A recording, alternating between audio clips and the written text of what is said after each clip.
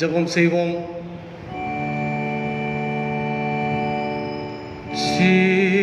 ஜீவனுள்ள தேவனே,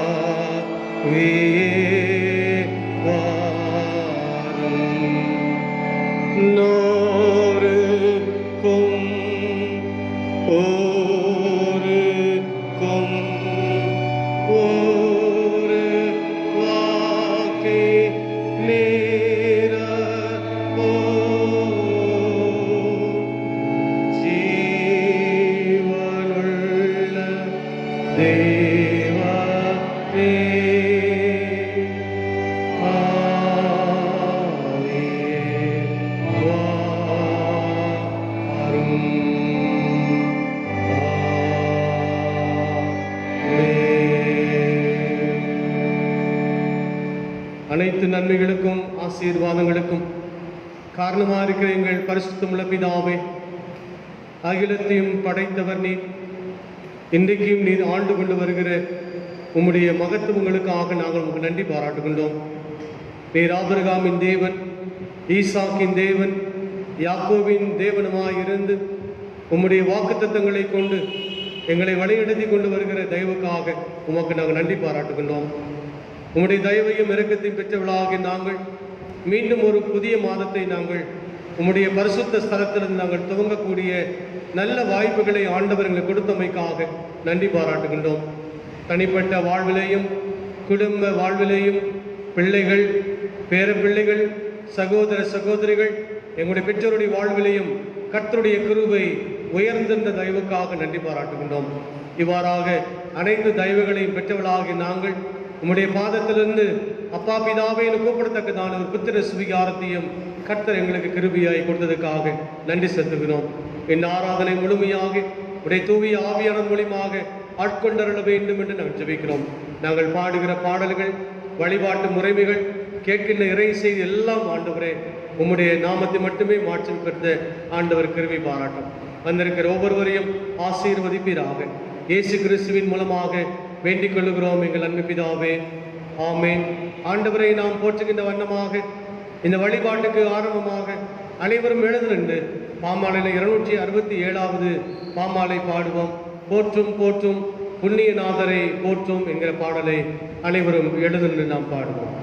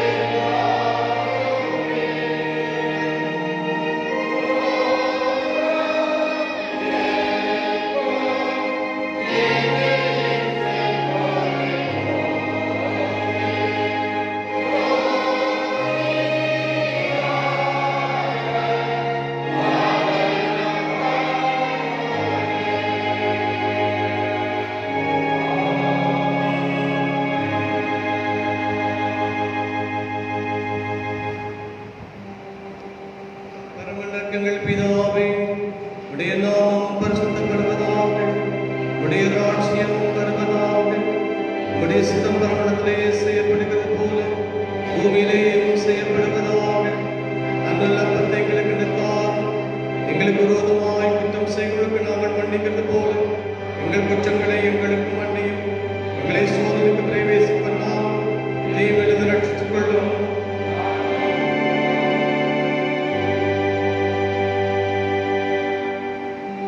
எல்லா இருதயங்களையும் எல்லா விருப்பங்களையும் எல்லா ரகசியங்களையும் அறிந்திருக்கிற சர்வ வல்லமுள்ள கடவுளே, நாங்கள் தேவனிடத்தில் பரிபூர்ணமாய் அன்பு கூறவும் ஒரு பரிசுத்த நாமத்தை உத்தமமாய் மகிமைப்படுத்தவும் எங்கள் கர்த்தராகிய இயேசு கிறிஸ்துவின் நிமித்தம் ஒரு பரிசுத்த ஆவியின் ஏவுதலால் எங்கள் இறை சிந்தனைகளை சுத்தம் பண்ணி அருளும்.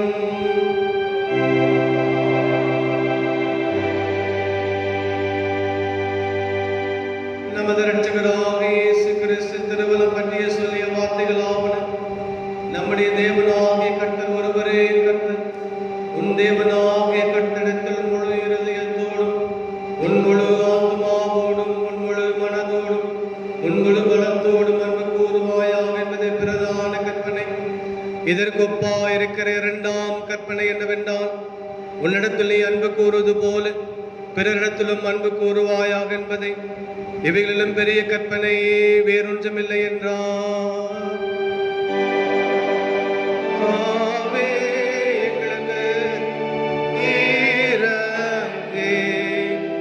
பிரமாணமெல்லாவற்றையும்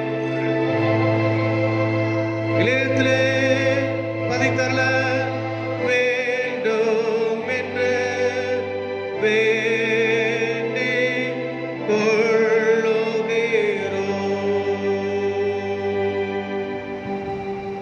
சபையார் அமரவும். வேத பாடங்கள் இப்பொழுது வாசிக்க கேட்போம்.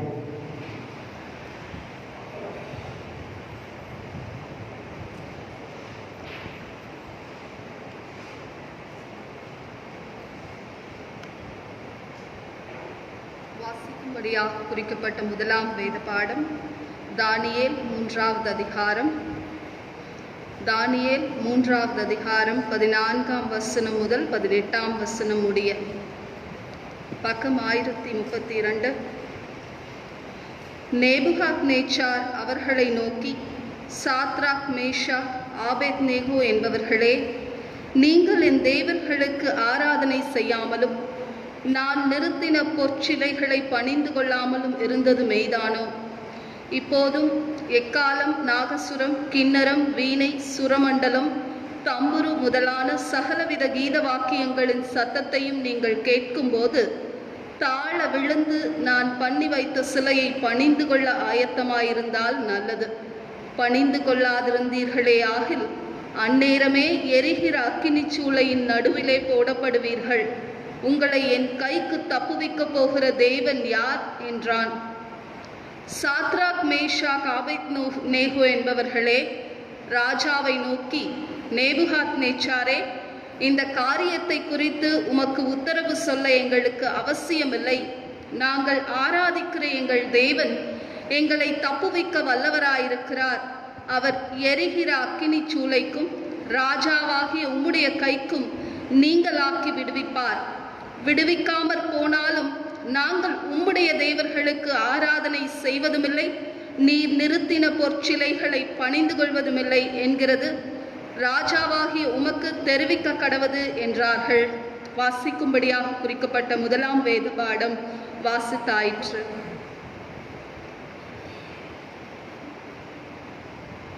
தேவனே உமக்கு மாட்சிமை உண்டாவதாக. இரண்டாம் பாடமான நற்செய்தி பாடம் வாசிக்க அனைவரும் எழுந்து நிற்கவும்.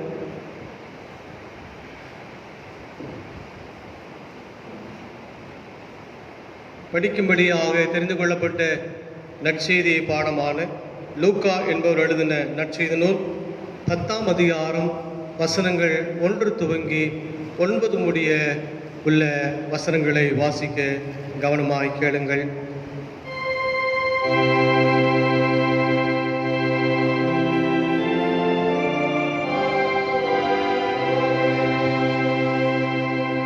லூக்கா என்பவர் எழுதின சுவிசேஷம் 10ஆம் அதிகாரம் வசனங்கள் 1 துவங்கி 9 முடிய. இவைகளுக்கு பின்பு கர்த்தர் வேறே 70 பேரை நியமித்து தாம் போகும் சகல பட்டணங்களுக்கும் இடங்களுக்கும் அவர்களை தமக்கு முன்பே 2 பேராக அனுப்பினார். அப்பொழுது அவர் ஜனங்களை நோக்கி, அறுப்பு மிகுதி, வேலையாட்களோ கொஞ்சம் ஆகையால் அறுப்புக்கு எஜமான் தமது அறுப்புக்கு வேலையாட்களை அனுப்பும்படி அவரை வேண்டிக் கொண்டார்கள். புறப்பட்டு போங்கள், ஆட்டுக்குட்டிகளை ஓநாய்களுக்குள்ளாக அனுப்புகிறது போல இதோ நான் உங்களை அனுப்புகிறேன். பணப்பையையும் சாமான் பையையும் பாதரட்சைகளையும் கொண்டு போக வேண்டாம். வழியிலே ஒருவரையும் வினவவும் வேண்டாம். ஒரு வீட்டில் பிரவேசிக்கிற போது இந்த வீட்டுக்கு சமாதானம் உண்டாவதாக என்று முதலாவது சொல்லுங்கள்.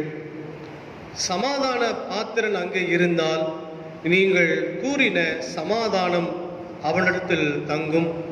இல்லாதிருந்தால் அது உங்களிடத்திற்கு திரும்பி வரும். அந்த வீட்டில்தானே நீங்கள் தங்கியிருந்து அவர்கள் கொடுக்கவர்களை புசித்து குடியுங்கள். வேலையாள் தன் கூலிக்கு பாத்திரனாயிருக்கிறான்.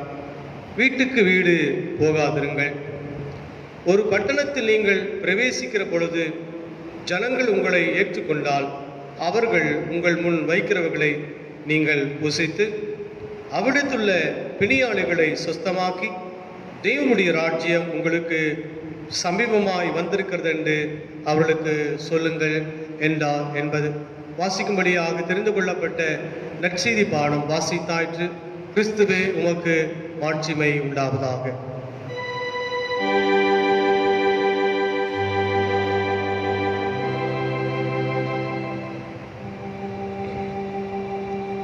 வானத்தையும் பூமியும் காணப்படுகிறதும் காணப்படாதவானும் எல்லாவற்றையும் படைத்தவராயிருக்கிற சர்வ வல்லமுள்ள பிதாவாகிய ஒரே தேவனை விசுவாசிக்கிறேன். ஒரே கர்த்தருமாய் தேவனுடைய ஒரே பேரான குமாரனாயிருக்கிற இயேசு கிறிஸ்துவை விசுவாசிக்கிறேன்.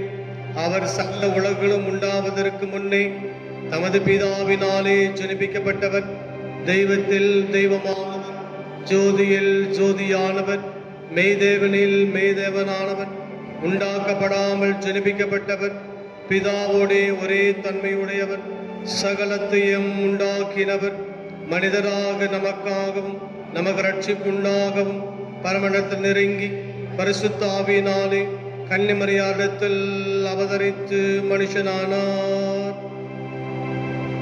நமக்காக பந்து விழாத்தின் காலத்தில் சிலுவில் அறையிட்டு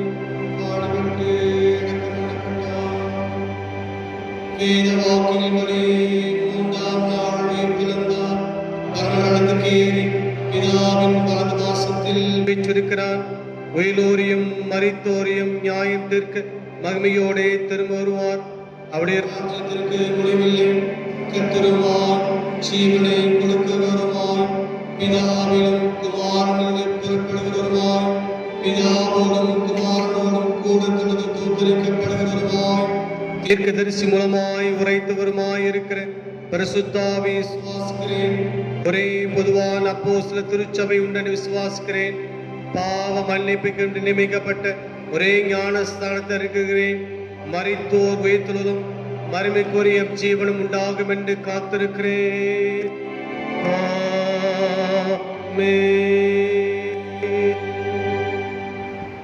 இந்தபடியே பாமாலை 205வது பாமாலை பாடுவோம். பாமாலை 205வது பாமாலை.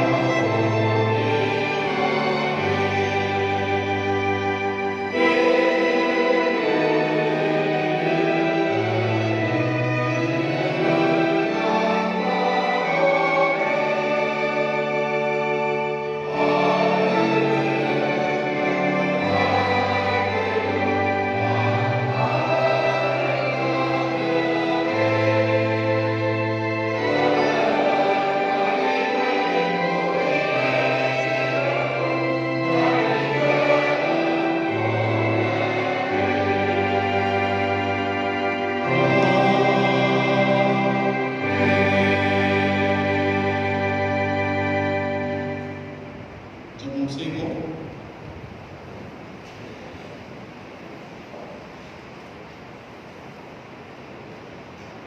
எங்கள் இரட்சகரும் மீட்புமாக இயேசு கிறிஸ்துவே, மீண்டும் ஒரு புதிய மாதத்தின் முதலாவது ஓய்வு நாளை நாங்கள் காண கடவுளை கொடுத்து நல்ல வாய்ப்பை செலுத்துகிறோம். பல பிரச்சனைகள், சோதனைகள் எல்லாம் நாங்கள் மேற்கொண்டு ஒரு புதிய மாதத்துக்காக வரக்கூடிய வாய்ப்புகளை எங்களை கொடுத்தமைக்காக நன்றி செலுத்துகிறோம். சிந்திக்கின்ற தியானிக்கின்ற இந்த திருமுறை பகுதியின் மூலமாக நாங்கள் மீண்டுமாக ஒரு புதிய மாற்றத்தை, புதிய வழியை நாங்கள் பெற்றுக்கொள்ள அருள்தார். இயேசுவின் மூலமாக வேண்டிக் கொள்கிறோம் பிதாவே, ஆமென். இயேசு கிறிஸ்துவின் இனிய பெயரிலே உங்களை வாழ்த்துகிறேன். மீண்டுமாக ஆண்டவருடைய சுத்த கிருபை,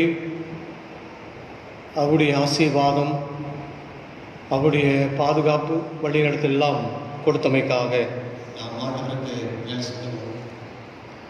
குறிப்பாக கடந்த மாதத்தை நாம் முடித்தோம்.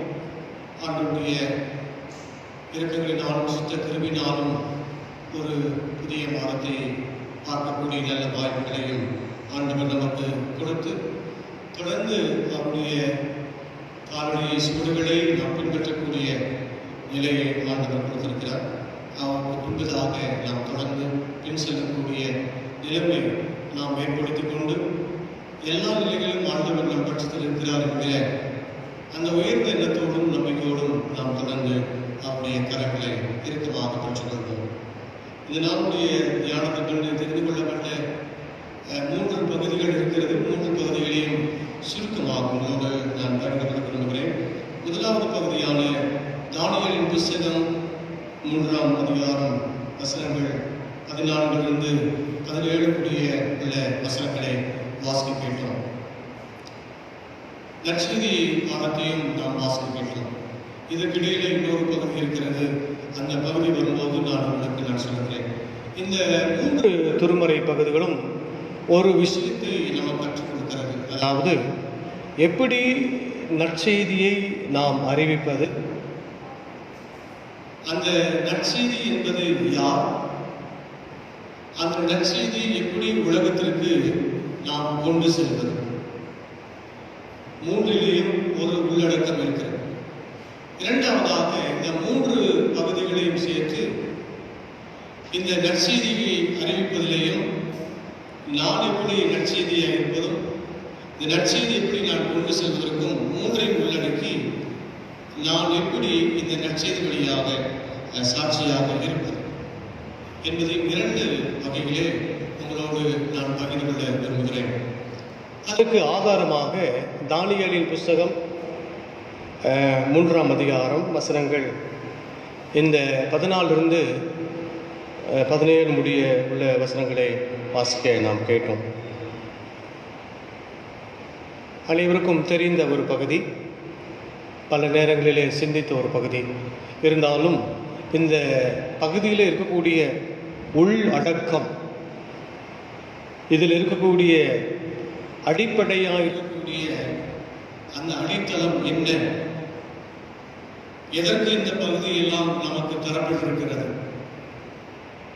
கடவுளாகிய தேவன் இந்த பகுதியை சொல்லி நம்முடைய வாழ்க்கையில் எதையெல்லாம் நாம் மேற்கொள்ள வேண்டும் என்பதெல்லாம் ஆண்டவர் எதற்கு இந்த பகுதியை நமக்கு தந்திருக்கிறார், சம்பவங்கள்லாம் நமக்கு தரப்பட்டிருக்கிறால் இதையெல்லாம் நாம் படித்து பார்த்ததோடு நிறுத்திக் கொள்ளாமல் திருமறையிலே யார் யார் பற்றியெல்லாம் பேசப்பட்டிருக்கிறார்களோ, உதாரணத்துக்கு சாத்ரா, மேஷா, ஆபேத் நேகோ என்பவர்களை பற்றினால அவர்களை பற்றி நாம் பேசும் பொழுது விசுவாசத்தோடு கூட நம்பிக்கையோடு கூட நாம் பேசும் பொழுது இந்த 3 பேர்களும் நம்முடைய ஆலயத்தில் இருப்பார்கள். உங்களுக்கு தெரியுமா, திருமறை என்பது அப்படித்தான் நமக்கு கற்றுக் கொடுக்கப்படும். திருமறையிலே யாரை பற்றி நாம் பேசுகிறோமோ அவர்கள் நம் மத்தியில் இருப்பார்கள். இது நம்முடைய விசுவாசம், ஆழமான பொருள், கருத்து. பரலோகத்திலே நாம் மோசேவை பற்றி நாம் பேசும் பொழுது மோசே நம்மோடு கூட பயணப்படுவார். என்னை பற்றி பேசுகிறார்கள். திருமறையிலே கடவுள் இந்த உலகத்தில் என்னை உதாரணமாக வைத்திருக்கிறார் என்கிறதை பற்றி நாம் எடுத்து கையாளுகிற பொழுது அவர் நம்மோடு கூட பயணப்படுவார். அப்படித்தான் இந்த சம்பவங்கள் எல்லாம் நம்முடைய வாழ்க்கைக்குள்ளாக உள் வாங்கிக் கொள்ள வேண்டும். ஏதோ நாம் ஆலயத்திற்கு வருகிறோம், ஆராதனையில் பங்கு பெறுகிறோம், திருமறையை வாசிக்கிறோம் என்பதற்காக திருமறை கொடுக்கப்படவில்லை. இந்த திருமறையினுடைய வேத சம்பவம் எல்லாம் படித்து பார்க்கும் பொழுது அந்த இடத்துல எண்ணெய் வைத்து நான் பார்க்க வேண்டும்.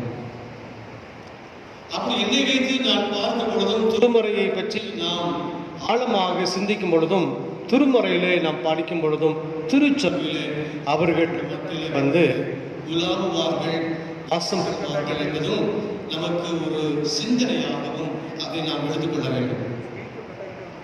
அதுதான் நம்முடைய முழுமையான விசுவாசம். அப்படி இந்த நற்செய்தி என்பது என்ன, எப்படி நாம் கொண்டு செல்வது, இதை எப்படி நற்செய்தியாக உருவாக்குவது என்பதெல்லாம் சிந்திக்கும் பொழுது இதனுடைய சாட்சி பொருள் என்ன என்பதை பற்றி இதனாலே சிந்திக்க நாம் அழைக்கப்படுகிறோம். அதைத்தான் இதனாலே நமக்கு ஒரு இறை மக்களின் ஞாயிறு என்று கொடுத்திருக்கிறார். அப்படின்னால் இந்த ஞாயிறு என்பது நாளத்திற்குள்ளாக அமர்ந்து கொண்டிருக்கக்கூடிய அனைத்து பேருக்கும் இந்த ஞாயிறு கொடுக்கப்பட்டிருக்கிறது. இந்த ஞாயிற்றுக்கிழமையில இந்த திருமறை பகுதி என்பது நமக்குள்ளாக இது உட்கொண்டு நம்முடைய வாழ்வுக்குள்ளாக அது உட்பிரவேசிக்கிறது என்பதாக அதை நாம் பொருள் கொள்ள வேண்டும். அப்படியாகத்தான் இந்த திருமறை பகுதி நமக்கு கொடுக்கப்பட்டிருக்கிறது. சுருக்கமாக நான் சொல்லுகிறேன், ஒருவருடைய சுவிசேஷம் என்பது என்ன? நிறைய பேர் சொல்லுகிறார் சுவிசேஷம் என்பது என்ன? இந்த 4 நற்செய்தியிலே கொடுக்கப்பட்டிருக்கிறது. நற்செய்தி, சந்தோஷம். நற்செய்தியை நான் பல கிராமங்களுக்கு நான் சொல்லுகிறேன்.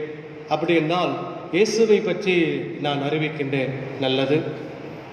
நேரம் கிடைக்கும் பொழுதெல்லாம் பல மக்களோடு கூட சேர்ந்து நான் இறைபலி ஆற்றுகிறேன் என்பது நல்லது.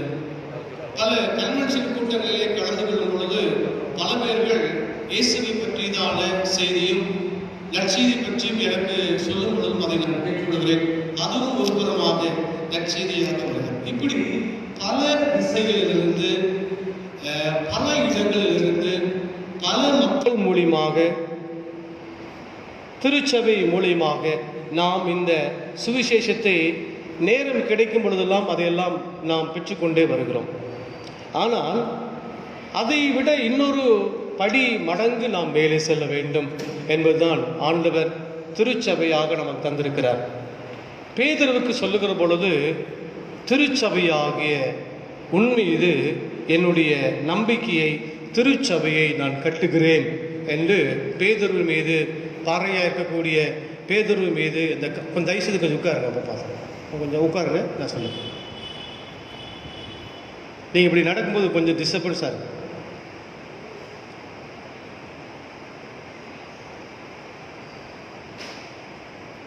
இப்படி பல இடங்களிலே நாம் நற்செய்தியை நாம் பெற்றுக்கொள்கிறோம். இப்படி ஒவ்வொரு பகுதியிலும் இருந்தும் ஒவ்வொரு நிலைகளிலிருந்து நாம் நற்செய்தியை நாம் பெறுகிற ஒரு நிலையை பார்க்கிறோம். ஒருவர் ஒரு செய்தியை சொல்லுகிறார், இன்னொரு இடங்களிலிருந்து ஒரு நற்செய்தி வருகிறது. எல்லாமே பல இடங்களிலிருந்து we are collecting and receiving of the message of Jesus Christ. எல்லா இடங்களிலிருந்தும் நாம் செய்தியை நாம் கேட்கும் நற்செய்தி. இந்த நாளிலே நமக்கென்று கொடுக்கப்பட்டிருக்கிற தலைப்பு என்ன அப்படின்ற பார்க்கும்போது எல்லாருக்கும் சேர்ந்து இந்த நற்செய்தியாக இருப்பது யார், நற்செய்தியை எப்படி நாம் சொல்லுவது, நற்செய்தி எப்படி நான் கொண்டு செல்வது, இந்த மூன்றையும் சேர்த்து நான் எப்படி சாட்சேன், அதற்காகத்தான் இந்த சாத்ராக் மேஷாக் ஆபேத்நேகோ என்கிற ஒரு சம்பவம் நமக்கு தரப்பட்டிருக்கு. ஒரு விசுவலைஸ்ட் ஒரு மெசேஜ், ஒரு சம்பவம் கொடுக்கப்பட்டிருக்கிறது. இந்த சம்பவத்தில் அவர்கள் எப்படி கையாண்டார்கள், அந்த சம்பவத்துடைய கான்வர்சேஷன் என்ன, உரையாடல் என்ன, என்ன கேள்வி கேட்டார்கள், என்ன பதில் சொன்னார்கள் என்பதெல்லாமே திருமறையிலே நமக்கு திரும்ப திரும்ப தரப்பட்டிருக்கிறபடினாலே இதை சற்று நாம் ஆழமாக புரிந்து கொள்ள வேண்டும் என்பதற்காகத்தான் இந்த 3 நபர்களையும் நமக்கு தந்திருக்கிறார். அவங்க ஒன்றா சொல்கிறாங்க. என்ன சொல்கிறான்னு கேட்டீங்கன்னா, இந்த வரலாறு எல்லாம் உங்களுக்கு தெரியும், இருந்தாலும் அதை ஒன்றே சொல்ல, நாங்கள் ஆராதிக்கிற எங்கள் தேவன். நற்செய்தி எப்படி புறப்படுகிறது என்று நீங்கள் பாருங்கள். நான் ஆராதிக்கிற தேவனை இந்த பரிசுத்தமான ஓய்வு நாளிலே நான் தொழுது கொள்ள நான் வருகிறேன் என்று நீங்கள் வீட்டிலிருந்து புறப்படுகிற பொழுது, கணவன் மனைவி பிள்ளைகளாக புறப்படுகிற பொழுது, நற்செய்தி உங்களுடைய இருதயத்திற்குள்ளாக அது மருளுமாக புரளச் செய்கிறது. நான் ஆராதிக்கிற தேவனை இரண்டாம் ஆராதனையிலே போய் நான் தொழுது கொள்ள வேண்டும் என்று நான் புறப்படுகின்றேன். ஒரு கஷ்டமான ஒரு சூழ்நிலை வரும் பொழுது, இக்கட்டான நிலை வரும் பொழுது, நாங்கள் வழிபடுகிற இயேசுவானவர் எங்களை கைவிடவே மாட்டார். பல நிலைகளெல்லாம் நான் மேற்கொள்ளும் பொழுது, முழங்கால் படியிட்டு கண்ணீரிட்டு நான் ஜெபிக்கும் பொழுது, நான் ஆராதிக்கிற தேவன் எங்களை உதவி செய்து நிச்சயமாக இந்த நிலையிலிருந்து வேறொரு நிலைக்கு என்னை கொண்டு போவார் என்கின்ற யார் யாருக்கெல்லாம் அந்த ஆணித்தரமான அசைக்கப்பட முடியாத நம்பிக்கை இருக்கிறதோ அவர்களோடு கூட தேவாதி தேவன் சர்வ வல்லமை படைத்த ஆண்டவர் ஒன்று சேர்ந்து கொள்வார் என்பது இந்த பகுதி சொல்லப்பட்டிருக்கு. எப்படி நற்செய்தி ஆரம்பிக்கிறது என்று நீங்கள் பாருங்கள். நாங்கள் ஆராதிக்கிற எங்கள் தேவன் எங்களை தப்புவிக்க வல்லவராயிருக்கிறார். அவர் God is faithful God. We trust in God. ஆண்டவர் மீது நாங்கள் நம்பிக்கை வைக்கிறோம். அவர் எங்களை தப்புவிப்பார், அவர் எங்களை காப்பாற்றுவார், எங்களை கைவிடவே மாட்டார். எந்த ஒரு சூழ்நிலை வந்தாலும் எங்களை பின்னுக்கு தள்ளிவிடவே மாட்டார் என்பது அசைக்கப்பட முடியாத ஆணித்தரமான ஒரு நற்செய்தியை ஒரு நாட்டினுடைய தலைவர்களுக்கும் நாட்டினுடைய அதிபதிகளுக்கும் மன்னனுக்குமாக நேபுகாத் நேச்சருக்கு முன்பதாக யூதாய தேசத்திலிருந்து அடிமைகளாக கொண்டு வரப்பட்டிருக்கூடிய இந்த 3 கைதிகள் ஆண்டவருக்கு முன்பதாக ஆண்டுடைய சாட்சியாக தங்களுடைய சுவிசேஷத்தை சொல்லுகிறார்கள். இப்படித்தான் சுவிசேஷத்தை நாம் துவங்க வேண்டுமா? இப்படித்தான் நம்முடைய வாழ்க்கை என்பது அடித்தளமிட்டு சாட்சியாக இருக்க வேண்டும் என்று சொல்லுகிறார்.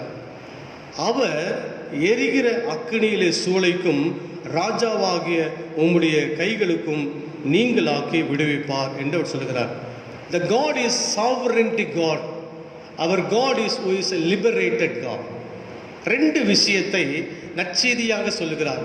நாங்கள் செத்தாலும் பரவாயில்ல, நாங்கள் உயிரோடு கூட இருந்தாலும் பரவாயில்லை, நாங்கள் வழிபடுகிற ஆண்டவர் ஆபிரகாமின் தேவனும் ஈசாக்கின் தேவனும் யாக்கோபின் தேவனுமாயிருந்து முற்பிதாக்களுக்கு எங்களுக்கு முன்காட்டி வழிநடத்தின கடவுள் இருக்கிறவராகவே இருக்கிறேன் என்று சொன்ன ஆண்டவர் தீர்க்கதரிசியின் மூலியமாக ராஜாக்களின் மூலியமாக அபிஷேகம் செய்து மேக சம்பத்தினாலும் அக்னி சம்பத்தினாலும் அவருடைய சத்தத்தை கேட்டு வளர்ந்த நாங்கள் வேறு எந்த விதத்திலும் எங்களை நாங்கள் பணிய மாட்டோம் என்பதை பற்றிதான ஒரு நற்செய்தி அறிவிக்கிறார்கள்.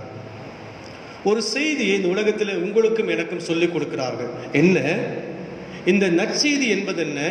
நான் இயேசு கிறிஸ்துவை சொந்த இரட்சகராக நான் ஏற்றுக்கொண்டேன், சிலுவிலே சிந்தின இரத்தத்தின் வழியாக நான் மீட்கப்பட்டேன், சிலுவின் வழியாக இந்த உலகத்துக்குள்ளாக அவரை நான் தொடர்ந்து சிலுவை சுமக்கக்கூடிய பாக்கியத்தை நான் பெற்றிருக்கிறேன்.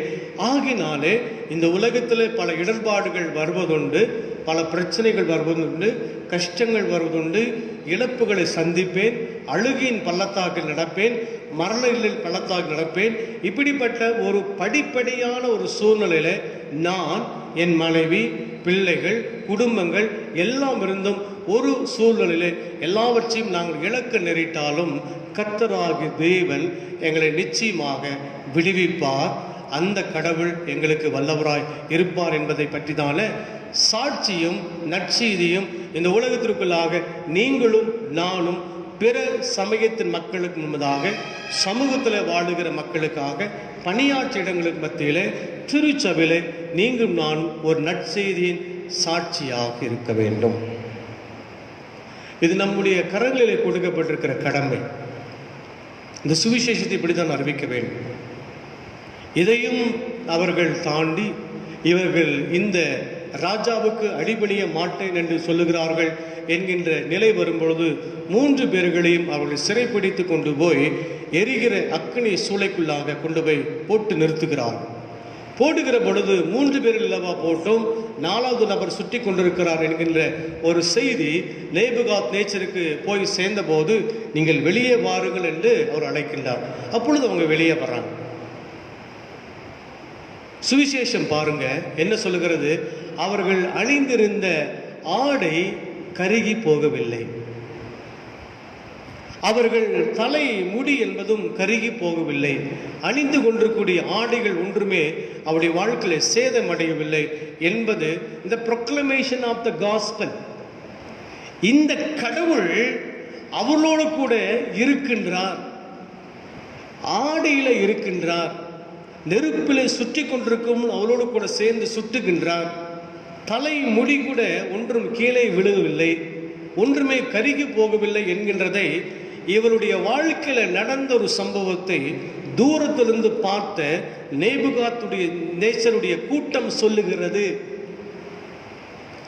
உங்களையும் என்னையும் பார்த்து, உங்களுடைய குடும்பத்தையும் என்னுடைய குடும்பத்தையும் பார்த்து, திருச்சபையில வாழுகின்ற சபை மக்களை பார்த்து, நாம் வாழுகிற சபை மக்கள் மத்தியிலேயும் சமூக அமைப்பிலேயும் வாழுகின்ற நிலையிலையும் செய்கின்ற தொழில், செய்கின்ற வியாபாரம், எங்கெங்க ஆஃபீஸ்லாம் வேலை செய்கிறோமோ, எங்கெங்கெல்லாம் பயணப்பட்டு போகிறோமோ, அப்பொழுதெல்லாம் உங்களை பற்றியும் என்னை பற்றியும் இவர்கள் பக்தி நிறைந்த விசுவாசம் உள்ள கிறிஸ்தவர்கள் என்கின்ற ஒரு நற்செய்தியை உங்களையும் என்னையும் பார்த்து பிறர் சொல்ல வேண்டும் என்பதுதான் இந்த பாடம் கற்றுக் கொடுக்கிறது. பிரியமானவர்களே, நாம் எப்படி வாழுகிறோம் என்பதிலே நற்செய்தி உள்ளே அடங்கியிருக்கிறது என்று. கடைசியிலே இவர்கள் வெளியே வந்தபோது நேபுகாத் நேச்சர் சொல்கிறார், இவர்கள் வழிபடுகிற கடவுள் உண்மையுள்ள ஆண்டவர் என்பதை பற்றி அந்த நாட்டை ஆண்டு கொண்டிருக்கக்கூடிய நேபுகாத் நேச்சர் மிக தெளிவாக சொல்லுகிறதை நாம் பார்க்கிறோம். இப்படித்தான் நற்செய்தி என்பது இருக்கிறது. இந்த நற்செய்தி இப்படித்தான் நாம் அறிவிக்க வேண்டும். இந்த நற்செய்தி வழியாக ஒரு சாட்சியாக ஷாத்ரா, மேஷாக், ஆபேத்நேகோ எப்படி சாட்சியாக இருந்தார்கள் என்பதை பற்றிதான ஒரு வரைபடம் அல்ல, உண்மையாக நடந்த சம்பவம் உங்களுக்கும் எனக்கும் பாடத்தை கற்றுக் கொடுக்கிறது. இனிமேல் வருகிற காலங்களிலாவது நாம் இப்படி நடந்து கொள்ள வேண்டும் என்கின்ற ஒரு பாடத்தை நமக்கு திருமறை கற்றுக் கொடுக்கிறது. இரண்டாவதாக அப்போஸ்தலர் நடவடிக்கைகளின் புஸ்தகம் 10ஆம் அதிகாரம் 18ஆம் அதிகாரம் வசனங்கள் 24 28 முடிய ஒரு பகுதி நமக்கு இன்னொரு பாடத்தை கற்றுக் கொடுக்கிறது. அப்போஸ்தலர்கள் நடபடிகள் 18ஆம் அதிகாரம் வசனம் 24 28 முடிய நான் படிக்கிறேன், திருப்பிக் கொள்ளுங்கள். அப்போஸ்தலர் நடபடிகள் புஸ்தகம் 18ஆம் அதிகாரம் வசனங்கள் 24 28 முடிய. அப்பொழுது அலெக்சாந்திரியா பட்டணத்தில் பிறந்தவனும் சாதுரியவானும் வேதாங்கமலில் வல்லவனுமான அப்பல்லோ என்னும் பேர் கொண்ட ஒரு யூதன் எபேசு பட்டணத்துக்கு வந்தான். அவன் கர்த்தருடைய மார்க்கத்தில் உபதேசிக்கப்பட்டு யோவான் கொடுத்த ஸ்நானத்தை மாத்திரம் அறிந்தவனாயிருந்து ஆவியில் அனலுள்ளவனாய் கர்த்தருக்கு அடுத்தவைகளை திட்டமாய் போதகம் பண்ணி கொண்டு வந்தான். ரொம்ப சிறப்பான ஒரு சுவிசேஷத்தை எப்படி ஒரு அப்போஸ்தலனாக இருக்கிறவன் எப்படி சொல்லுகிறான் என்பதை பாருங்கள். ஆவியில் அனல் உள்ளவனாய் கர்த்தருக்கு அடுத்தவைகளை திடமாய் போதகம் பண்ணி கொண்டு வந்தான். அடுத்தவைகள் என்பது என்ன? கிறிஸ்துவுக்குள்ளாக மறைமுகமாக வாழுகிறவர்களை, அடுத்தவைகளை குறித்து கிறிஸ்துவிற்கு எதிராக இருக்கிறவர்களை, கிறிஸ்துவுக்குள்ளாக மறைமுகமாக பாவ வாழ்க்கை வாழுகிறவர்களையும் அவன் வேதத்திலே பிரியமுள்ளவனாயிருந்து சாதுரியமுள்ளவனாயிருந்து ஆவியிலே அனலுள்ளவனாயிருந்து அடுத்தவைகளை திட்டமாய் போதகம் பண்ணி கொண்டு வந்தான். அவன் ஜபத்திலே தைரியமாய் பேசத் தொடங்கின போது ஆக்கில்லாவும் பிரிஸ்கில்லாவும் அவன் பேசுகிறதை கேட்டு அவனை சேர்த்து கொண்டு தேவனுடைய மார்க்கத்தை அதிகமாய் திட்டமாய் அவனுக்கு விவரித்து காண்பித்தார்கள். அவன் அகாயா நாட்டிற்கு போக வேண்டும் என்றிருக்கையில் சீஷர்கள் அவனை ஏற்றுக்கொள்ளும்படி சகோதரர் அவர்களுக்கு எழுதினார்கள். அவைன் அங்கு வந்த பின்பு வெளியரங்கமாக யூதருடைய பலமாய் தர்க்கம் பண்ணி இயேசு கிறிஸ்துவே என்று வேத வாக்கியங்களை கொண்டு சிறுஸ்தாந்தம் பண்ணினபடினால் கிருபையினாலே விசுவாசியானவர்களுக்கும் மிகவும் உதவியாயிருந்தான் என்கின்ற ஒரு பிரசங்கத்தை இங்கே அப்போலோ மிக தெளிவாக சொல்லுகிறதை நாம் பார்க்கிறோம். அவனுடைய வாழ்க்கையில் ஒரு கொழுந்து விட்டு எரிகின்ற ஒரு அனலான பரிசுத்த ஆவியானுடைய சம்பவம் அவனுக்குள்ளாக இருந்து கொண்டே இருந்தது. என்ன? இந்த இயேசுவானவர் மரித்தார், அடக்கம் செய்யப்பட்டார், 3ஆம் நாள் உயிர்த்தெழுந்தவராக இருக்கிறாரே, அந்த காட்சியெல்லாம் பார்த்து கொண்டு நான் சும்மாக இருந்துவிட்டு இந்த சுவிசேஷத்தை அறிவிக்காமல் இருந்து விடலாமோ? அல்ல, நான் இன்னும் உற்சாகமாக அவரை பற்றி நான் சொல்ல வேண்டும் என்று அவன் சொல்லுகிறதை நாம் பார்க்கிறோம். அது மட்டுமல்ல, அவன் வேத வாக்கியங்களிலே படிக்கிறவர்களையும் தேறினவனாக இருந்தான் என்று வேதம் சொல்லுகிறது. 3ஆவதாக அவன் தைரியமாக பேசினான். அப்பல்லோவை விட்டு விடுங்கள், அப்பல்லோ தைரியமாக பேசினான். வேத வாக்கியத்தில் அவன் மிகுந்த சாதுரியம் உள்ளவனாய் இருந்தான்.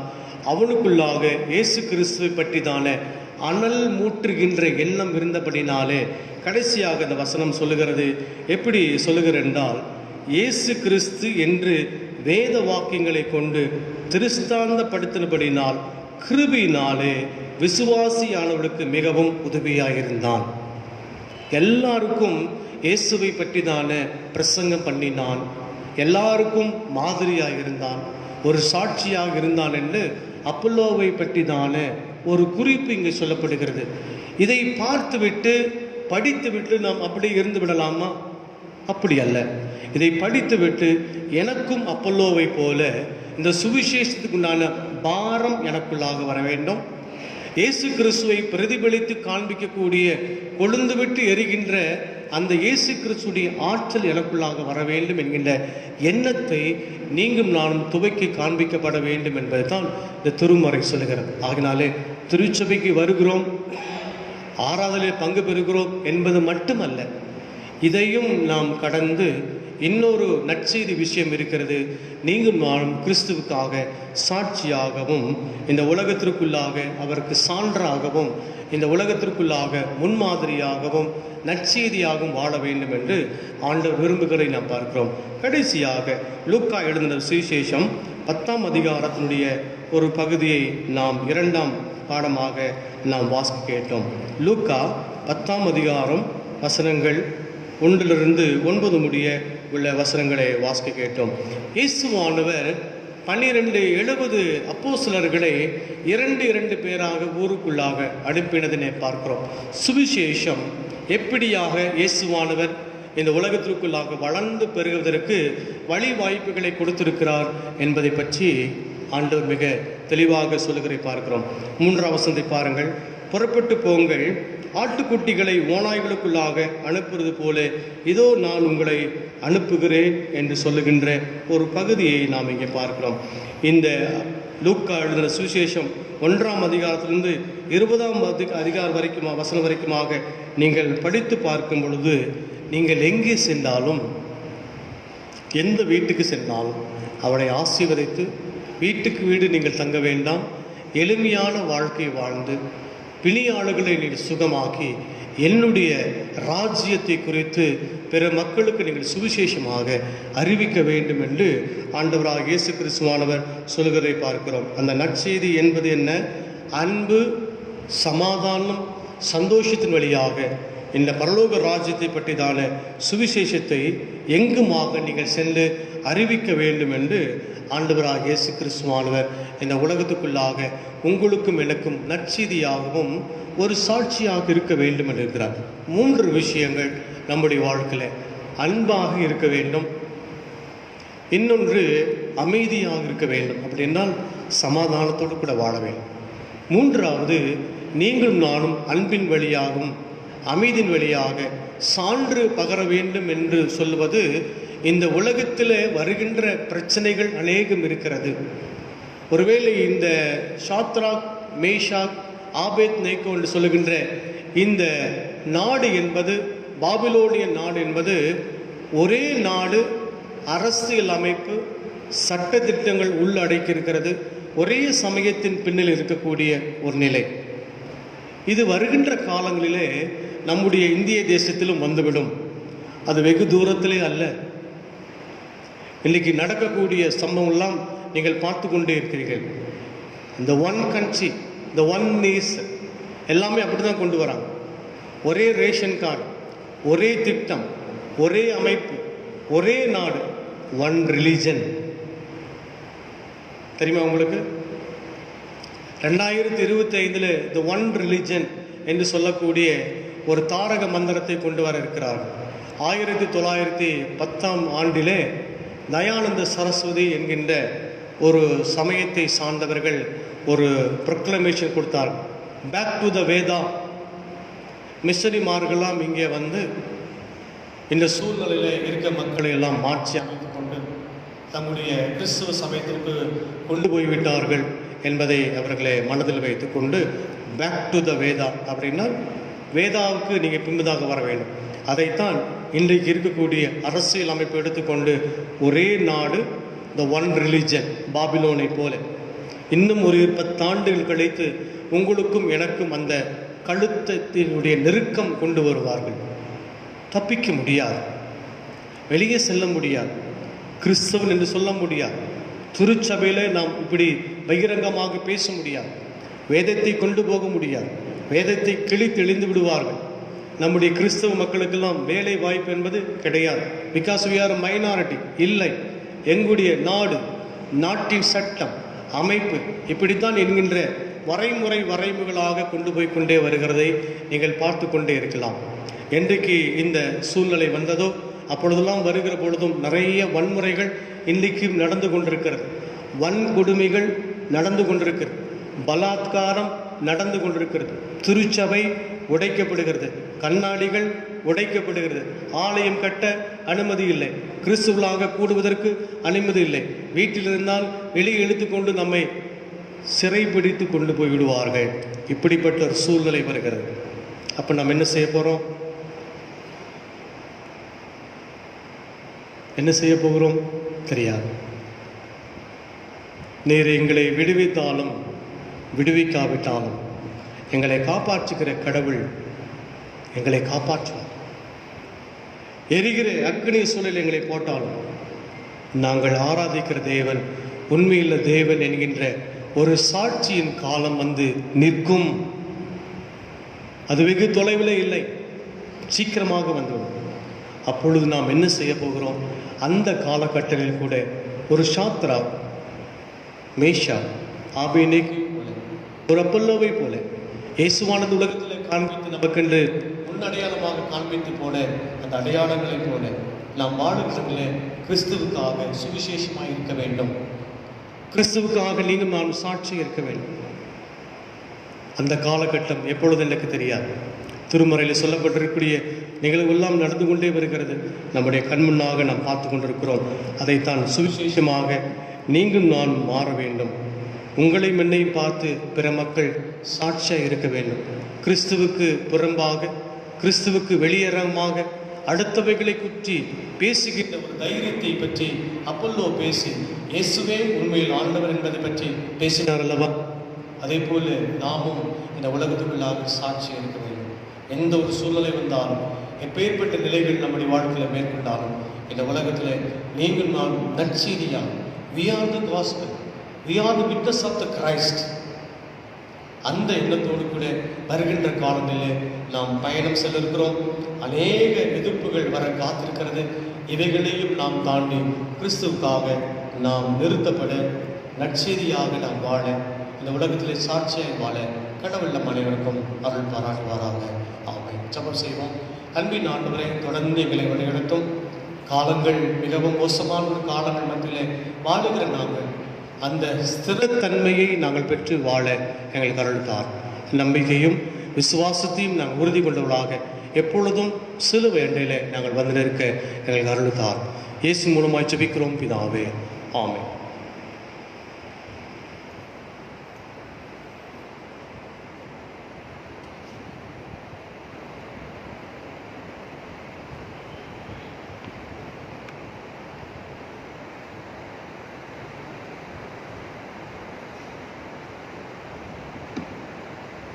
சபையாருக்கு அறிவிக்கப்பட வேண்டிய அறிவிப்புகள், குறிப்பாக இந்த ஆராதனை கலந்து கொண்டிருக்கிற ஒவ்வொருவரையும் இயேசு கிறிஸ்துவின் இனிய பெயரிலே எங்களை வாழ்த்துக்கிறேன்.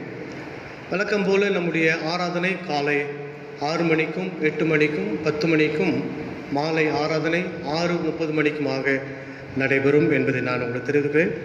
இந்த 10 மணி ஆராதனை என்பது நமக்கு ஆன்லைனில் ஃபேஸ்புக் மூலியமாக ஆன்லைனில் நாம் அதை கொடுக்கிறோம் என்பதை நான் தெரிவித்துக் கொள்கிறேன். சபை மக்கள் ஒருவேளை ஆராதனைக்கு வர முடியாதவர்கள், வயதில் முதிர்ந்தவர்கள் இதை நீங்கள் பயன்படுத்திக் கொள்ள உங்களை அன்போடு கூட கேட்டுக்கொள்கிறோம்.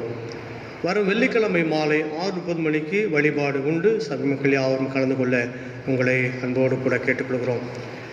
கடந்த நாட்களிலே உங்களுக்கு அறிவிப்பு கொடுத்தது போல நம்முடைய போதகர் செய்கிற குழு தீர்மானத்தின் கூட்டத்தில் எடுத்த முடிவின்படி திருச்சபை மக்கள் கேட்டுக்கொண்டதன் பேரிலேயும் இம்மாதம் 1ஆம் தேதி முதற்கொண்டு நாம் திருவிருந்து நடத்துகிறோம் என்பதை நான் தெரிவித்துக் கொள்கின்றேன். ஆகையினாலே திருச்சபை மக்களுக்கும் எந்த ஒரு பாதகமும் எந்த விதமான பிரச்சனையும் இல்லாமல் சுத்தத்தோடும் சுகாதாரத்தோடும் கூட இந்த திருவிருந்தை உங்களுக்கு நாங்கள் கொடுத்து கொண்டு வருகிறோம். நீங்களும் இதுக்கு ஒத்துழைப்பு தர உங்களை அன்போடு நான் கேட்டுக்கொள்கின்றேன்.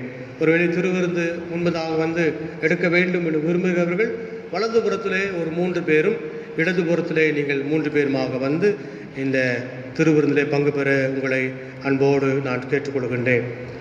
வருடந்தோறுமாக நாம் கொண்டாடுகிற தோத்திர பண்டிகை கர்த்தருக்கு சித்தமானால் நவம்பர் மாதம் 2ஆம் ஞாயிற்றுக்கிழமை, அதாவது 8/11/2020 காலை ஒரே ஆராதனையோடு கூட 7 மணி ஆராதனையோடு கூட வருடாந்திர தோத்திர பண்டிகை நடைபெறும் என்பதை நான் உங்களுக்கு தெரிவித்துக் கொள்கிறேன்.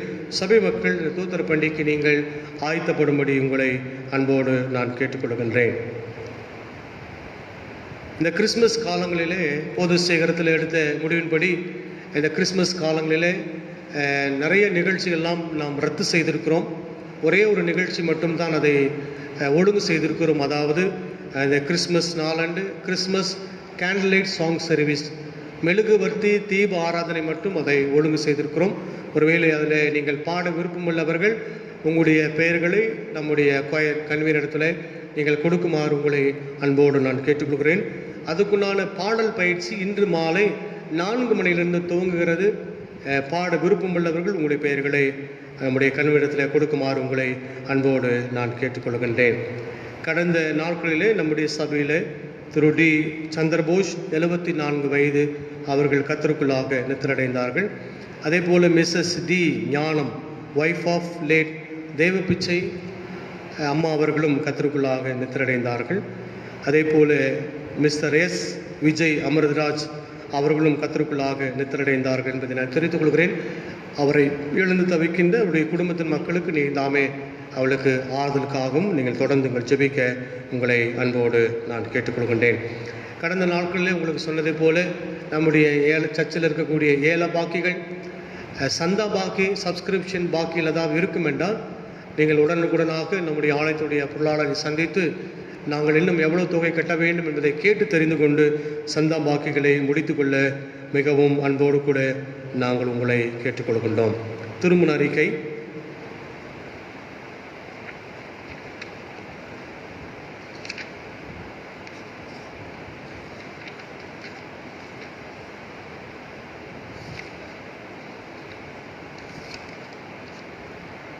நமது திருச்சபை சேர்ந்து துரைசிங் அவர்களின் மகன் செல்வன் டி ஜபராஜ் கிப்சன் நத்தானியல் என்பவரும், சென்னை திருமண்டலம் சிஎஸ்ஐ ஊரப்பாக்கம் பாஸ்டேட் திருச்சபை சேர்ந்த திரு டி தேவராஜ் அவர்களின் மகள் டி ஏஞ்சலின் பிரியதர்சினி என்பவரும் திருமணம் செய்து கொள்ளப் போகிறார்கள் என்பதை அறிக்கை. இது இவர்களுக்கு 2ஆம் மற்றும் 3ஆம் அறிக்கை. நமது திருச்சபை சேர்ந்த திரு கே குமார் அவர்களின் மகன் செல்வன் கே கிஷோர் குமார் என்பவரும், மதுக்கரை சிஎஸ்ஐ கிரைஸ்ட் திருச்சபை சேர்ந்த திரு ஏ பாபு அவர்களின் மகள் செல்வி பி சௌமியா என்பவரும் திருமணம் செய்து கொள்ளப் போகிறார்கள் என்பதை இவர்களுக்கு 1ஆம் அறிக்கை. நமது திருச்சபை சேர்ந்த காலம் சென்ற டபிள்யூ இன்பராஜ் அவர்களின் மகள் செல்வி நான்சி சில்வியா என்பவரும், Tirunelveli Thirumandalam CSI good shepherd church Alangulam திருச்சபையை சேர்ந்த காலம் சென்ற டிவி ஏசுதாசன் அவர்களின் மகன் செல்வன் ஒய் யாபேஸ் பிரேம்குமார் என்பவரும் திருமணம் செய்து கொள்ளப் போகிறார்கள் என்பதை வைக்க இது இவர்களுக்கு முதலாம் அறிக்கை. இவர்களை திருமணத்தில் இணைக்கக்கூடாதபடி நியாயமான தடை காரணங்கள் யாராவது அறிந்திருந்தால் அது சபை ஆயர் அவர்களுக்கு எழுத்து மூலம் தெரிவிக்கவும். வருகின்ற நாட்களில் பிறந்த நாள் மற்றும் திருமண நாளை கொண்டாடுகிற மக்களுக்காக ஒரு சிறப்பு பாடல் பாடப்படும். அது பின்பதாக அவர்களுக்காக ஜெபங்களை நாம் மேலெடுப்போம்.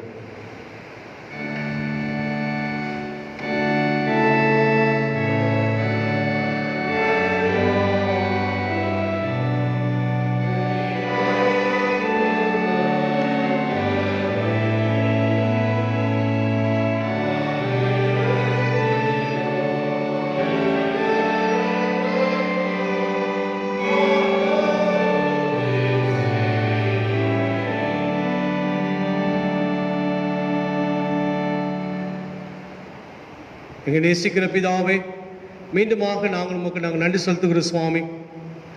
பிறந்த நாளை கொண்டாடுகிறவர்களுக்காகவும் திருமண ஆண்டை காண்கிற மக்களுக்கான ஜெபிக்கிறோம். இந்த 2 நிலையிலே கொண்டாடுகிற மக்களை திருச்சபையின் சார்பாக நாங்கள் வாழ்த்தி நாங்கள் ஆஸ்வதிக்கிறோம். பிறந்த நாள் கொண்டாடுகிற சிறு பிள்ளைகள் முதற்கொண்டு பெரியவர் வரைக்குமாக அனைத்து பேரையும் உடைய கருத்தில் கொடுக்கிறோம். அதே போல திருமண ஆண்டை கொண்டாடுகிற மக்களையும் நீதாமே ஆசீர்வதிப்பீராக. இயேசு கிறிஸ்து மூலமாக வேண்டிக் கொள்கிறோம் நல்ல பிதாவே, ஆமென். மீண்டுமாக நாம் யாவரும் எழுந்து கீர்த்தனை 83வது கீர்த்தனையும் 108வது கீர்த்தனையும் பாடுவோம். இந்த பாடலை பாடும் பொழுது நாம் ஆண்டவருக்காக காணிக்கைகளை நாம் செலுத்துவோம்.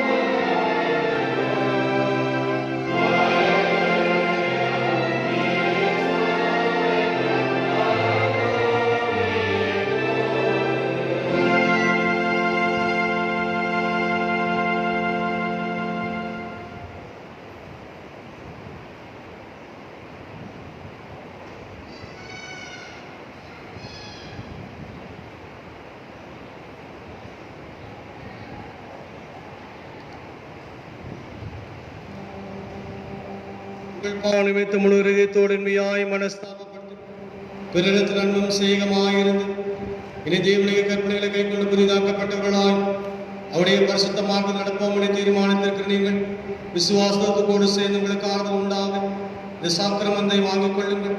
அதற்காய் பணிவாய் முழங்கால் படியிட்டு சர்வல தேவனை நோக்கி உங்கள் பாவங்களை மனத்தாழ்மையாய் அறிக்கிடுங்கள். சபம் செய்வோம்.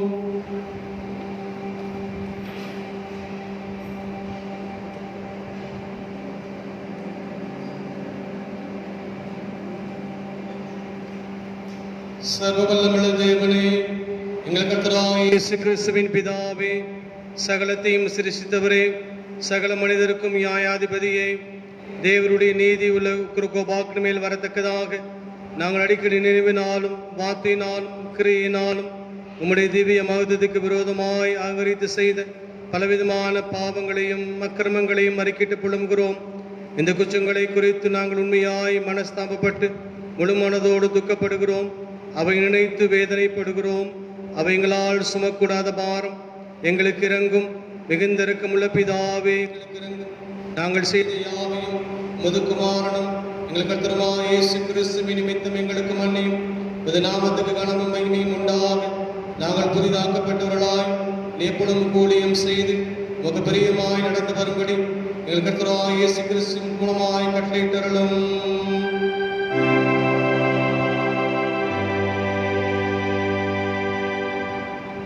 மனஸ்தாபத்தோடும் ஞான விசுவாசத்தோடும் தமிழத்துக்கு மனம் திரும்புகிற யாவருக்கும் பாவ மன்னிப்பை அருள் செய்வோம் என்று மிக நெருக்கமாய் வாக்குத்தத்தம் செய்திருக்கிறேன்.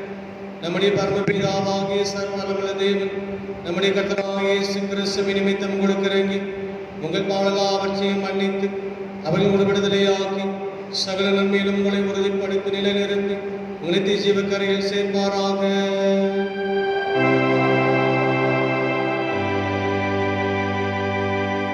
வருத்தப்பட்டு பாரம் சுமக்கிறவர்களை எல்லோருமே எடுத்து வாருங்கள், நான் உங்களுக்கு இளைப்பாக தருவேன். தேவன் தம்முடைய ஒரே பெயரான குமாரனை விசுவாசிக்கிறவனும் அவன் கெட்டு போகாமல் நித்திய ஜீவன் அடைபடிக்கவரை தந்தரனை இவ்வளவாய் உலகத்தில் அன்பு கூர்ந்தார். பாவிகள் ரட்சிக்க கிறிஸ்து உலகத்தில் வந்தார் என்ற வார்த்தை உண்மையும் எல்லா அங்கீகரிப்புக்கும் பாத்திரமானது. ஒருவன் பாவம் செய்வானானால் நீதிபரராகிற இயேசு கிறிஸ்து நமக்காக பிதாவிடத்தில் பரிந்து பேசுகிறவராயிருக்கிறார். நம்முடைய பாவங்களை நிவர்த்தி செய்கிற கிருபாதார பலி அவரே. உங்கள் இதயத்தை உயர்த்துங்கள்.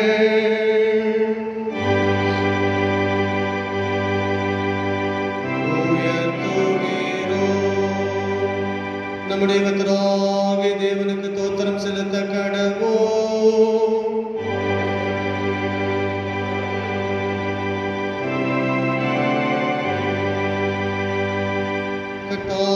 பரிசுத்த பிதாவே, சர்வவல்ல நித்திய தேவனே, நாங்கள் எக்காலத்திலும் எவ்விடத்திலும் தேவனுக்கு தோத்திரம் செலுத்துகிறது மிகவும் தகுதியும் நீதியும் எங்களுக்கு விசேஷ கடமையுமாயிருக்கிறது.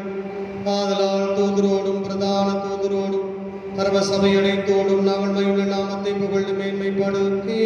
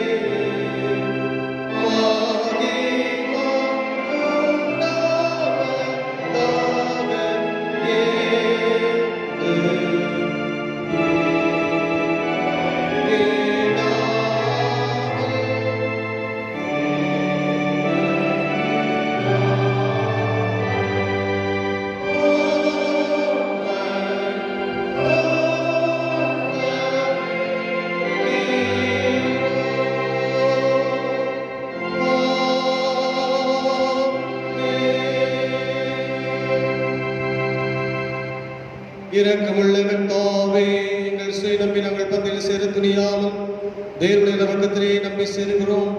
உம்முடைய மேசுடன் துணிகளையும் பொறிக்குள்ள நாங்கள் பாத்திரர் அல்ல. ஆனாலும் தேவரீர் எப்பொழுதும் இரக்கம் செய்ய லட்சமுடைய மாறாத ஆண்டவராய் இருக்கிறேன்.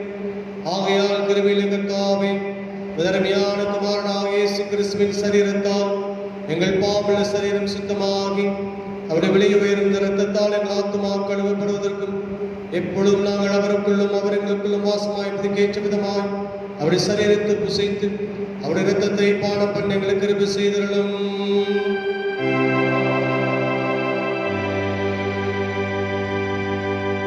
சர்வ வல்லமுள்ள தேவனே, எங்கள் பரமபிதாவே, தேவரின் குறுக்கமாய் இறங்கி ஒரே குமாரனாகிய இயேசு கிறிஸ்து சிலுவிலே மரணம் அடைந்து எங்களை மீட்டுக் கொள்ளும்படி அவரை தந்தருளினரே. அவர் சிலுவிலே ஒரு தம்மை தாமே பலியாய் ஒப்புக் கொடுத்து சர்வலோகத்தின் பாவங்களை நிவர்த்தி செய்வதற்கு நிறைவும் பூரணமும் போந்ததுமான பலியும் காணிக்கை பரியார்த்தம் செலுத்தினது வல்லாமல் தமது அருமையான மரணத்தை இணங்கி போட்டும் யாவகத்தை நியமித்து தாம் திரும்ப வரவளவும் நாங்கள் அனுசரித்தும்படி தமது சுவிசேஷத்தில் கட்டளையிட்டிருக்கிறாரே. இரக்கமுள்ள பிதாவே, எங்கள் ஜபத்தை கேட்டருளி உமது குமாரன் இரட்சகருமாகிய இயேசு கிறிஸ்து கட்டளையிட்ட பரிசுத்த நியமத்தின்படி நாங்களுடைய பாடுகளையும் மரணத்தையும் நினைவு கூர்ந்து உமது சிறுசி பதார்த்தங்களாகிய அப்பத்தையும் திராட்சரசத்தையும் பெற்றுக் கொள்ளும் போது அவருடைய பரிசுத்தமுள்ள சரீரத்துக்கும் இரத்தத்துக்கும் பங்குவாய் கிருபை செய்தர வேண்டும் என்று மிகவும் தாழ்மையாய் வேண்டிக் கொள்கிறோம்.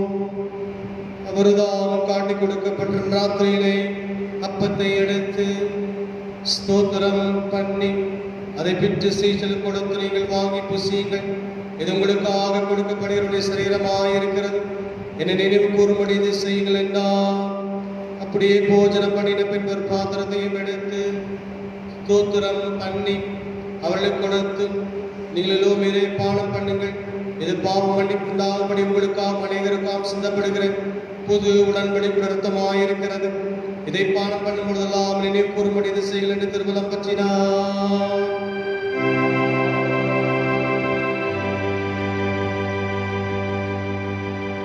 உலகத்தின் பாவத்தை சுமந்து தீர்க்கிற தேவ ஆட்டுக்குட்டியே,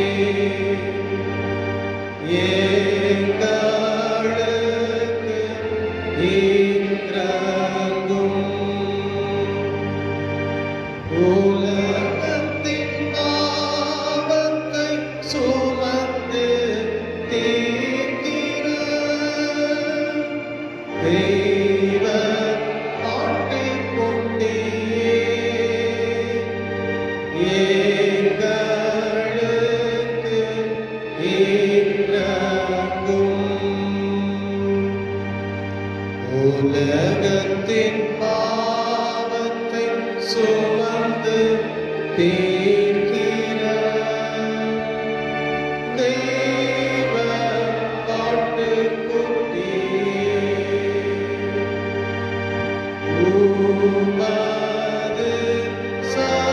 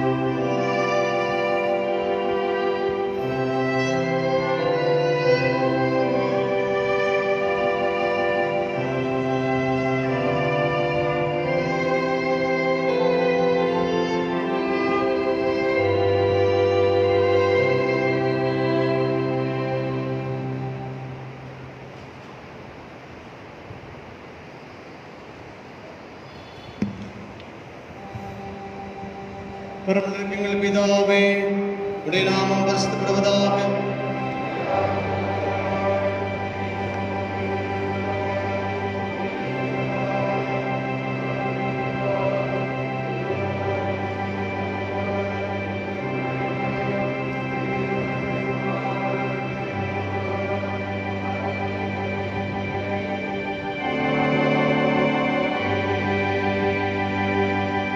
நித்திய ஜீவராக இருக்கிற சர்வவல்ல தேவனே, இந்த பரிசுத்த ரகசியங்களை ஏற்ற விதமாய் வாங்கியிருக்கிறீங்களே, தேவனுடைய குமாரனும் இரட்சகருமாய் இயேசு கிறிஸ்துவின் மீதியான திருசரை பிரத்தமாக ஞானாவரத்தினால் போஷத்திற்காய் துதிக்கிறோம்.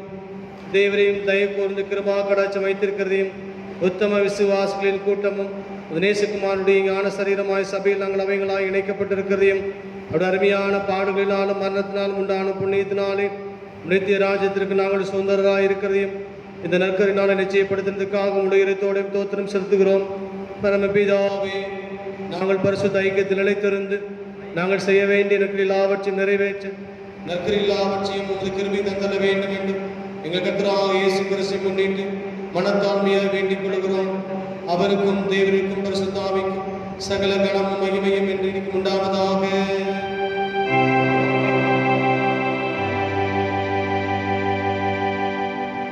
தேவனுக்கு மகிமையும் பூமியிலே சமாதானம் மனுஷ மேற்பரியமும் உண்டாவதாக.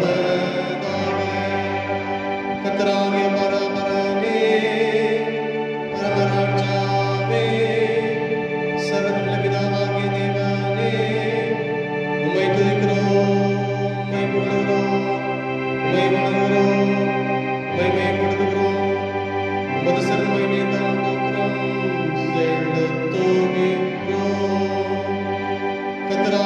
பேரானுக்குமானாகிய இயேசு கிறிஸ்துவே, கர்த்தராகிய பரபரனே, பிதாவின் சுதனே, உலகத்தின் பாவங்களில் சுமந்திருக்கிற தேவாட்டு குட்டியே, எங்களுக்கு இரங்கோ. உலகத்தின் பாவங்களில் சுமந்திருக்கிறவரே, எங்களுக்கு இரங்கோ.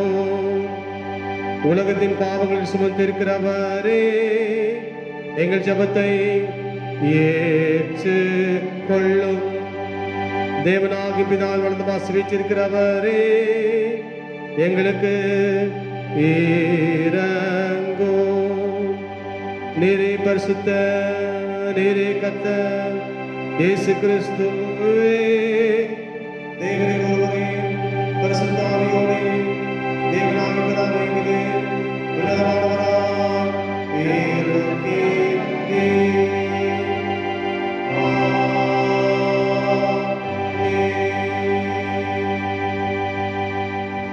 எங்கள் நேசிக்கிற அன்பு பிதாவை, மீண்டுமாக எங்களை உடைய பாதத்திலே நாங்கள் அர்ப்பணிக்கிறோம். கடந்த மாதம் முழுவதுமாய் கர்த்தரின் கிருபையை நீர் தாங்கினீர். நன்றி செலுத்துகிற சுவாமி. குறிப்பாக ஆலயத்திற்கு வர முடியாத நிலைமையில் பலவீனமாய் இருக்கிறவர்கள், சுகவீனமாய் இருக்கிறவர்கள், திருச்சபையுடைய மூப்பர்கள், பெரியவர்கள், பெற்றோர்கள் என்று ஒவ்வொருவருக்காக நாங்கள் ஜெபிக்கிறோம். எல்லாருக்கும் வேண்டிய நல்ல ஜீவனையும் சுகத்தையும் பணத்தையும் கொடுத்து வழி நடத்துவீராக. இந்த ஆராதனையை பங்கெடுத்துக் கொண்டிருக்கிற எல்லாரையும் உடைய கருத்திலே நாங்கள் தாழ்த்துகிறோம் சுவாமி. எங்களுக்காக ஜெபித்துக் கொள்ளுங்கள். எங்களுடைய பலவீனங்களுக்காக ஜெபித்துக் கொள்ளுங்கள். எங்களுடைய பலவீனத்திலையும் கர்த்தரை கிருபையாய் வழிநடத்தி கொண்டு வந்திருக்கிறார் என்பதை பற்றியதாக இதற்காக ஜெபித்துக் கொண்டு கேட்டுக்கொண்டிருக்கிறேன். ஒவ்வொரு குடும்பத்தாரையும் உடைய பாதத்திலே அர்ப்பணிக்கிற சுவாமி. படிக்கிற பிள்ளைகள், கல்லூரியில் படிக்கக்கூடிய பிள்ளைகள், படித்து முடித்து வேலைக்காய் காத்திருக்கிறவர்கள், திருமணத்திற்காய் காத்திருக்கிறவர்கள், படித்து முடித்து எல்லா நிலைகளையும் பெற்றுக்கொள்ள வேண்டும் என்கின்ற பலவிதங்களில் உயர்ந்த கல்விக்கு செல்ல வேண்டும் என்று முயற்சி செய்து கொண்டிருக்கக்கூடிய மக்கள் என்று ஒவ்வொருவருக்காக ஜெபிக்கிறோம். கர்த்தர் ஒவ்வொருவரையும் ஆசீர்வதிப்பீராக. எங்களுடைய பொது சேர குடும்பத்தினருக்காக, பெண்களை ஐக்கிய சங்கத்திற்காக, சிறுவர் பாடசாலைக்காக மற்றும் ஆண்டவரை வாணிப தம்பி தங்கச்சிமார்களுக்காக பயிர்களுக்கான ஜெபிக்கிற சுவாமி எல்லாரையும் பொறுப்படுத்திக் கொள்கிறார்கள். உமது கருதலை வாங்கி நாங்கள் உமக்கே படைத்திருக்கிறோம் என்று சொல்லுகிற இந்த காணிக்கை கர்த்தர் ஏற்றுக்கொண்டு ஆசீர்வாதத்தை அங்கீகரிக்க வேண்டுமாய் எங்கள் இரட்சகரும் மீட்பரும் ஆகிய இயேசு கிறிஸ்து மூலமாய் வேண்டிக் கொள்கிறோம் நல்ல பிதாவே, ஆமென். எல்லாத்துக்கும் மேலான தேவ சமாதானம் உங்களோடு கூட இருந்து நீங்கள் தேவனுக்குமானாக இல்லாத இயேசு கிறிஸ்துவை பற்றி அறிவிலும் அன்பிலத்திற்கும்படி உங்கள் இதயத்தையும் சிந்தையும் காக்கி கடவுது பிதா குமாரன் பரிசுத்தாவியமாகிய சர்வவல்லமை கொண்ட தேவனுடைய ஆசீர்வாதம் உங்களுக்குள்ளே இருக்கு எப்பொழுதும் உங்களோடு நிலைத்திருக்க கடவுது.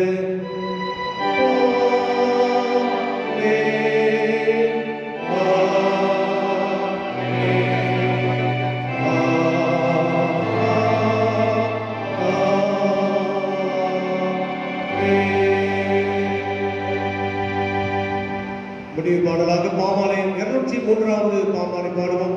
பாமாலயம் 203வது பாமாலை.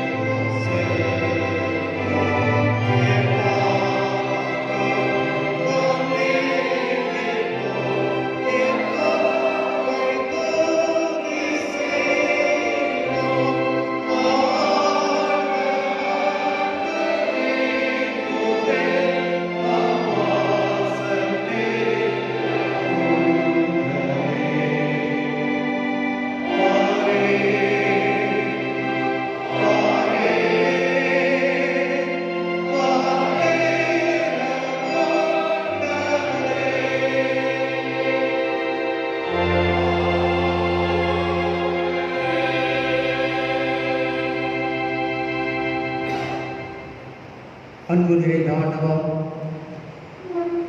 நீர் கொடுத்த நன்மைகள் ஏறால் கடந்து வந்த பாதைகளிலே எல்லாம் நீரே நல்ல வேப்பனாகி எங்களுடைய காலத்திலும் இருந்து நிறைவான பாதையில் வழிநடத்தி வந்து சிறப்பாக ஒரு புதிய வாழ்வுகளாக அடியெடுத்து வைக்கிற பாக்கியத்தை கொடுத்து இந்த பசுத்தமான ஓய்வு நாளை காண்க கிருபை செய்து உங்களுடைய சன்னிதானத்தில் ஏறாக வந்து நீர் கொடுத்த நன்மைகள் ஒவ்வொன்றையும் எடுத்து பார்க்கலாம். நன்றி சொல்லுவோம்.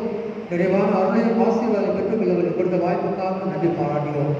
இவர்களே தொடர்ந்து எங்களுடைய வாழ்க்கையில் நீரை நல்ல ஆண்டவராக நல்ல மேய்ப்பனாக எங்களுடைய கால தீபமாக செயலாற்ற போவதற்காக நன்றி பாராட்டுகிறோம். ஒரு நோக்கத்திற்காக எங்களை நுழைந்து வைத்திருக்கிறேன். உமக்கு உத்தம சாட்சிகளாக தொடர்ந்து உண்மை சார்ந்து வாழ எங்களை பக்குவப்படுத்தும், எங்களை பயன்படுத்தும், எங்களை வழி நடத்தும். அந்த ராமராஜேஸ்வரின் இன்ப நாமத்தில் பணிந்து கொண்டாடுகிறோம். அன்பு பிதாவே. கர்த்தர் உங்களோடு இருப்பாராக. சமாதானத்தோடு போய் வாருங்கள்.